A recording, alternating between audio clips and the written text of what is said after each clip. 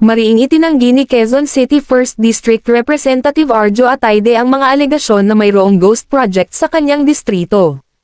Ayon sa kanya, walang katotohanan ang mga paratang na siya umano ay kabilang sa mga nakatatanggap ng porsyento mula sa mga contractor, gaya ng sinabi ng mag-asawang Curly at Sara Diskaya.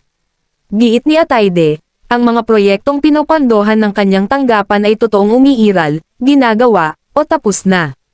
Upang patunayan ito, inisa-isa ni Atayde ang mga proyekto sa kanyang distrito, kabilang na ang mga kalsada, drainage system, at iba pang infrastruktura na nakatulong umano sa mga residente.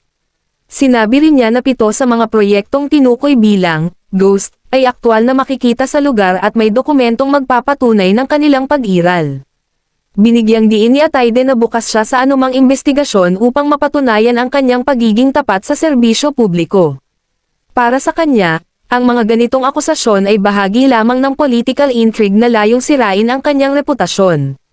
Gayunman, naniniwala siya na lalabas ang katotohanan sa tamang panahon at patuloy niyang ipagpapatuloy ang kanyang trabaho para sa kapakanan ng kanyang distrito at mga mamamayan ng Quezon City.